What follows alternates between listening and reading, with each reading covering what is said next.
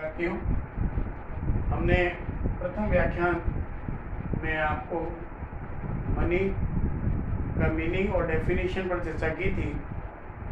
आज उसी कंटेंट को आगे बढ़ाते हुए आज हम दो बातों पर जो है विचार करेंगे। एक है मनी एंड नियर मनी और दूसरा है what are the main functions of money, यानी मुद्रा क्या होती है और नियर मनी जिसको आप निकट मुद्रा भी कह सकते हैं, उन दोनों में क्या बेसिकली डिफरेंस पाया जाता है। और उसके बाद हम मुद्रा के कार्यों पर चर्चा करेंगे।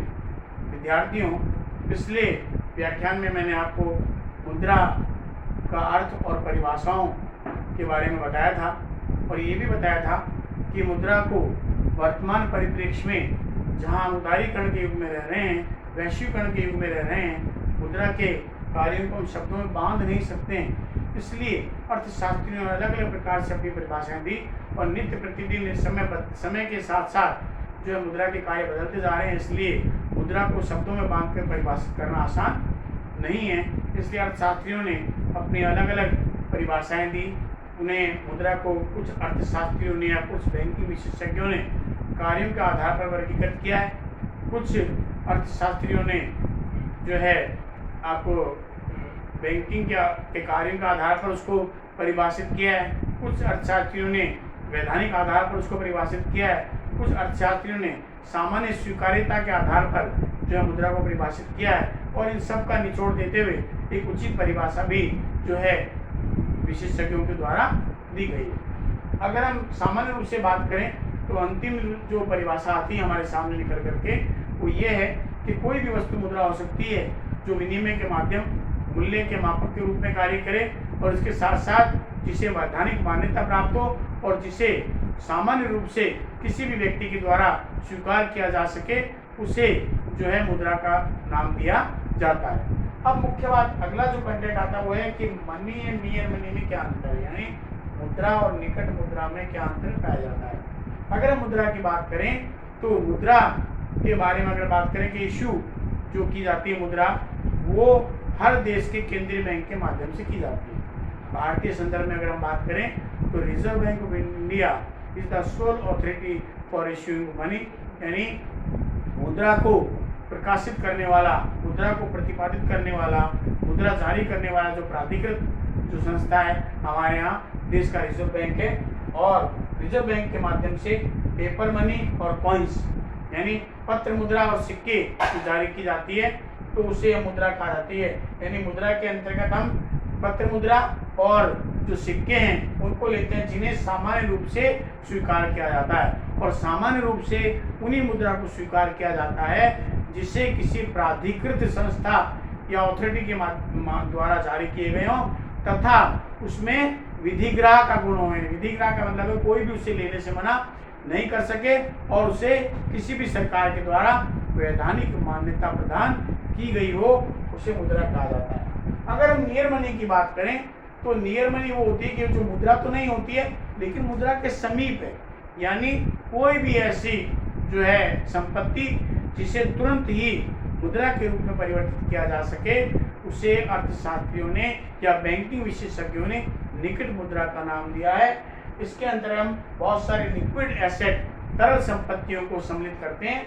और नियर मनी में गवर्नमेंट सिक्योरिटीज आती है, यानी सरकारी प्रतिभूतियाँ, बॉन्ड आते हैं जो कि गवर्नमेंट के द्वारा जारी किए गए बॉन्ड होते हैं, ट्रेजरी बिल्स, कोषागार विपत्र जो कि 90 दिन के लिए सरकार अपने अल्पकालीन वित्त की आवश्यकता की पूर्ति के लिए इस प्रकार के बॉन्ड जो है वो जारी किए जाते हैं। डीआर यानी बिल्स रिसीवेबल जो हैं, जो कि नेगोशिएबल इंस्ट्रूमेंट माना जाता है, जो है विनिमय साध्य विलेख माना जाता है, वो भी जो है नियर मनी के अंतर्गत आता है। एफडी बैंकों में कराई गई सावधि जमा, वो भी इसके अंतर्गत आती है।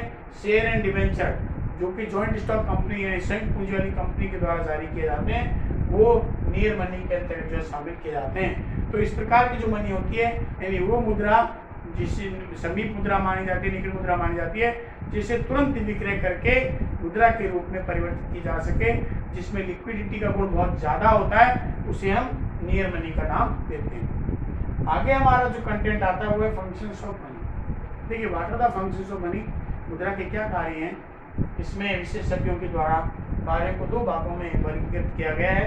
नंबर 1 हमारा आता है स्थैतिक कार्य, यानी स्थैतिक का मतलब कभी भी ये नहीं होता, जड़ता से नहीं है, जो चीज़ बिल्कुल स्थिर हो जाए उसे जड़ता कहते हैं। यहाँ स्टैटिक का मतलब है परिवर्तन तो हो रहे हैं लेकिन वो परिवर्तन इतने ज़्यादा नहीं होते हैं कि जिससे अर्थव्यवस्था पर व्यापक प्रभाव पड़े। अर्थशास्त्र में स्टैटिक इकोनॉमिक्स और डायनामिक इकोनॉमिक्स को इस प्रकार ही परिभाषित किया गया है। डायनामिक का मतलब होता है जो नित्य प्रतिदिन परिवर्तित होते रहते हैं। तो ये कुछ स्थायी कार्य है एक प्रकार से कि जो मुद्रा के अंतर्गत देखे जा सकते हैं या मुद्रा के द्वारा ही संपन्न किए जाते हैं, उन पर हम चर्चा करेंगे। सबसे पहला आता है मीडियम ऑफ एक्सचेंज। विद्यार्थियों, मैंने आपको बताया था बार्टर सिस्टम का सबसे बड़ा जो ड्रॉबैक था, यानी वस्तु विनिमय प्रणाली में जहाँ वस्तु के बदले वस्तु का आदान प्रदान होता था, मनुष्य की आवश्यकताएं सीमित थी, वहाँ पर जो है कोई भी ऐसा आधार नहीं था, बेस नहीं था जो क्रेता और विक्रेता के बीच में एक एजेंट के रूप में कार्य करे। मुद्रा का सबसे महत्वपूर्ण कार्य है कि वह विनिमय का माध्यम बन गया है। अगर आपको किसी भी प्रकार की वस्तु या सेवा का उपभोग करना है, money play very important role in medium of exchange, यानी वो एक प्रकार से माध्यम का काम करता है। दो के बीच में कितने में वस्तु लेने वाला है, कितने में वस्तु विक्रय करने वाला है, कितने में विक्रय करने वाला है। तो सबसे पहला जो मुद्रा का कार्य आता है वो विनिमय के माध्यम के रूप में आता है। नंबर 2 होता है measure of value. Barter system में सबसे बड़ी प्रॉब्लम थी कि हम उसका मूल्यांकन कैसे करें। मुद्रा का दूसरा कार्य है किसी भी वस्तु और सेवा का जब मूल्यांकन करना है, उसे जो है वैल्यू के रूप में लेना है, तो मुद्रा अपना महत्वपूर्ण भूमिका निभाती है। आप किसी भी वस्तु को मुद्रा के रूप में कन्वर्ट कर सकते हो। जैसे अगर आपको मैंगो खरीदने, उसका वैल्यू में कन्वर्ट करके बता सकते हैं। आपको चीनी खरीदनी है, आपको दूध खरीदना है, आपको कपड़ा खरीदना है, आप उसको मीटर में, लीटर में, केजी में, क्विंटल में जो है अगर आप गोल्ड खरीद रहे हैं तो उसको पर तोला, पर ग्राम के आधार पर आप उसको कन्वर्ट कर सकते हैं। ये सभी जो है मुद्रा के कार्य के अंतर्गत आता है। नंबर 3 आता है स्टोर ऑफ वैल्यू, यानी जो मूल्य है उसका संग्रहण करना। बार्टर सिस्टम में सबसे बड़ी प्रॉब्लम थी कि हम मुद्रा जो होती थी वहाँ पर वो हमारे गेहूँ है, चावल है, चीनी है, इस प्रकार की जो वस्तु होती है, सामान्य खाद्य पदार्थ वो होती थी, उसको स्टोर करना बहुत मुश्किल होता था। जो है अब जो है मुद्रा ने इसको बहुत ही सुगम बना दिया है। हम अपनी परचेजिंग पावर को, क्रय शक्ति को संग्रहित करके रख सकते हैं। तो मुद्रा का कार्य जो है अपनी जो मूल्य है उसको स्टोर करना भी इसका अंतर्गत आता है। फिर बेसिस ऑफ डेफर्ड पेमेंट। ठीक है विद्यार्थियों, डेफर्ड पेमेंट का मतलब होता है किसी वस्तु या सेवा का भुगतान वर्तमान में न करके आने वाले कुछ समय में करना। बार्टर सिस्टम में डेफर्ड पेमेंट की कोई परिभाषा नहीं थी, कोई ऑप्शन उसके सामने नहीं था। आज मनी ने ये सुलभ कर दिया कि वर्तमान में भुगतान को टाल करके आने वाले कुछ समय बाद हम उसका भुगतान करें। तो मुद्रा का कार्य है स्थगित भुगतानों का आधार भी आज मुद्रा बन गया है। फिर आती है ट्रांसफर ऑफ वैल्यू, मूल्य का हस्तांतरण करना।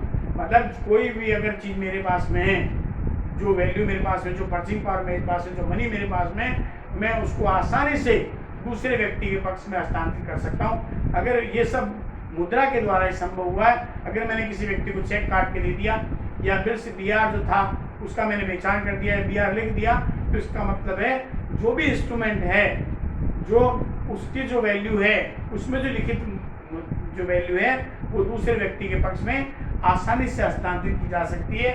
और ये सभी जो है वो मुद्रा के द्वारा संभव बनाए गए हैं। उसके बाद में आता है प्राइस मैकेनिज्म। विद्यार्थियों, ये बहुत इंपॉर्टेंट जो है बिंदु है। प्राइस मैकेनिज्म का मतलब होता है कीमत तंत्र, और कीमत तंत्र से तात्पर्य होता है कि जिसके अंतर्गत वस्तुओं और सेवाओं का जो मूल्य निर्धारण है वो बाजार की मांग और पूर्ति की शक्तियों के द्वारा निर्धारित होता है। यानी स्वतंत्र जो दो शक्तियां काम करती है। कभी भी आप प्राइस की डिटर्मिनेशन की बात करें तो वहाँ पर दो ही तत्व काम करते हैं, एक डिमांड एंड सप्लाई। तो जो आधार बना है स्थैतिक कार्यों में जाता है वह मूल्य तंत्र का आधार मुद्रा है। आज आपको किसी वस्तु की निश्चित मूल्य पर कितनी मांग होगी, किसी मूल्य पर किसी वस्तु की कितनी पूर्ति या बाजार में उस वस्तु की उपलब्धता होगी, जहाँ दोनों का इंटरसेक्शन होगा वो जो है आपका प्राइस जो है डिटर्मिनेशन कहलाएगा, मूल्य का निर्धारण कहलाएगा, जिसे आप इक्विलिब्रियम प्राइस भी कह सकते हैं। उसका जो आधार है वो सारा का सारा जो है वो मूल्य मुद्रा के द्वारा ही संभव हुआ है। नंबर 2 आता है बी पार्ट, जिसमें आता है डायनामिक फंक्शन, यानी प्रायोगिक कार्य। प्रायोगिक कार्य का मतलब जो दिन प्रतिदिन बदलते रहते हैं, अर्थव्यवस्था का स्वरूप जैसे बदलेगा वैसे बदलते रहते हैं। सबसे पहला था distribution of the national income. देखिए राष्ट्रीय आय का वितरण जो है वो मुद्रा के द्वारा ही संभव हुआ है। इसका तात्पर्य यह है किसी भी वस्तु के उत्पादन में 5 प्रकार के फैक्टर्स लगते हैं, land, labour, capital, organisation and entrepreneur, और सभी अपना हिस्सा लेते हैं। भूमि लगान लेती है, पूंजी ब्याज लेती है, उसी प्रकार से जो लेबर है वो वेजेस लेती है, ऑर्गेनाइजेशन सैलरी लेता है और एंटरप्रेन्योर जो प्रॉफिट लेता है। तो जैसे मान लो ये पेन है, इसकी सेलिंग प्राइस 10 रुपीज़ है, किसको कितना कितना हिस्सा मिलना चाहिए, अपना अपना रिवार्ड कितना मिलना चाहिए, ये मुद्रा के द्वारा ही संभव है। तो मुद्रा का कार्य राष्ट्रीय आय को उत्पादन के विभिन्न साधनों में जो है न्यायपूर्ण तरीके से वितरण करना जो है वो मुद्रा का महत्वपूर्ण कार्य माना जाता है। उसके बाद आता है बेसिस ऑफ क्रेडिट, साख का आधार। आज जितने भी अधिकांश व्यापार जो हो रहे हैं वो उधार पर हैं, गुडविल पर हैं। आज पेमेंट नहीं करके कुछ समय बाद किया जाएगा, क्योंकि कंपटीशन का एरा है, प्रतियोगिता का युग है। इसलिए मुद्रा के माध्यम से जो है एक प्रकार से जो उधार क्रेडिट है उसके आधार पर वस्तुओं का या सेवाओं का जो आदान प्रदान होता है वो मुद्रा ने संभव बनाया है। उसके बाद में आता है कि increase in the productivity of capital, पूंजी की उत्पादकता। देखिए पूंजी में उत्पादकता का गुण पाया जाता है। हम कहते हैं हमने ऋण लिया है और ऋण के बदले हम ब्याज दे रहे हैं, तो ऋण के बदले ब्याज नहीं दे रहे हैं आप जो पूंजी आपने बैंक से या किसी भी संस्था से या किसी व्यक्ति से कुछ निश्चित समय के लिए उधार ली है, तो उसके लिए जो आप उसको चुका रहे हैं, उसका शुल्क चुका रहे हैं, जिसको आप इंटरेस्ट कहते हैं, उसका कारण है कि उसके अंदर प्रोडक्टिविटी का गुण पाया जाता है। मुद्रा ने ये संभव बना दिया। मुद्रा का कार्य जो है पूंजी में उत्पादकता में, पूंजी की उत्पादकता में वृद्धि करना। आपने आज कहीं इन्वेस्टमेंट किया, किस आशा से किया कि आने वाले समय में उससे कुछ अधिक अर्जन कर सकें। तो मुद्रा का मुख्य कार्य पूंजी की उत्पादकता में वृद्धि करना होता है। फिर पेस ऑफ इकोनॉमिक डेवलपमेंट, आर्थिक विकास को गति प्रदान करना। वर्तमान परिप्रेक्ष्य में कोई भी राष्ट्र बिना मुद्रा के आर्थिक विकास की कल्पना नहीं कर सकता। जितने भी उद्योग धंधे हैं, व्यापार है, बैंकिंग का क्षेत्र है, उपभोग का क्षेत्र है, उत्पादन का क्षेत्र है, वो बिना मुद्रा के संभव नहीं हो सकते। इसलिए आर्थिक विकास का जो मुख्य आधार माना जाता है वो मुद्रा ही माना जाता है। फिर एक कंट्रोल ऑन प्राइस लेवल, यानी प्राइस लेवल का मतलब होता है कीमत स्तर। यानी आपने देखा है एक जनरल फिनोमिना होता है अर्थव्यवस्था में, या तो कीमत ऊंची जाती है, कीमत नीचे जाती है, और ये लगातार चलता रहता है, जिसको शुद्ध भाषा में इन्फ्लेशन अथवा डिफ्लेशन कहा जाता है। मुद्रा प्रसार अथवा मुद्रा संकुचन का नाम दिया जाता है। RBI, reserve bank of India, भारतीय संदर्भ में बात करें तो रिजर्व बैंक अपनी साख नियंत्रण नीति के माध्यम से जो है कीमत तंत्र पर नियंत्रण रखने का प्रयास करता है, और वो मुद्रा का विस्तार और मुद्रा का संकुचन करके जो है मुद्रा प्रसार और जो है अथवा मुद्रा संकुचन के दुष्प्रभावों को मुद्रा के माध्यम से दूर किया जा सकता है। उसके बाद आते हैं फाइनेंशियल डिसीजन। किसी भी प्रकार का अगर वित्तीय निर्णय लेना है, कितना लाभांश बांटना है, कितना उत्पादन करना है, कितना विक्रय करना है वस्तु का, कितना क्रय करना है, ये सभी मुद्रा के माध्यम से ही संभव हो पाए हैं। तो मुद्रा का कार्य विभिन्न प्रकार के वित्तीय निर्णय लेने के संदर्भ में भी देखा जाता है। उसके बाद आता है हेल्पफुल इन एम्प्लॉयमेंट जनरेशन, रोजगार के सृजन में मुद्रा का बहुत ही महत्वपूर्ण कार्य है। जैसा कि आप जानते हैं जैसे जैसे जनसंख्या का स्तर बदलता है वहाँ पर रोजगार का स्तर भी बदलता है, निवेश बदलता है, आय बदलती है, आय बदलने से बचत में परिवर्तन आता है, उपभोग में परिवर्तन आता है, निवेश में परिवर्तन आता है। इस प्रकार की जब स्थितियां बनती हैं तो इसलिए रोजगार की भी आवश्यकता होती है। देश के नागरिकों को रोजगार मिले तो मुद्रा के माध्यम से, मुद्रा का कार्य यह है कि वह निवेश के माध्यम से लोगों को रोजगार सृजन कर सके, ताकि अधिक से अधिक बेरोजगारों को रोजगार के अवसर जो प्राप्त हो सके।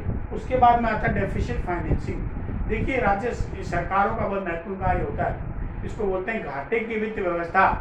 जब सरकार का बजट घाटे का हो, यानी उसकी आय की तुलना में वह ज़्यादा हो जाए, तो उस बजट घाटे को पूरा करने के लिए सरकार दो ही ऑप्शन करती है, या तो वो ऋण लेती है जनता से अथवा वह एडिशनल पेपर मनी इशू करती है। तो मुद्रा का मुख्य कार्य घाटे की वित्त व्यवस्था को जो है वो लागू करना है।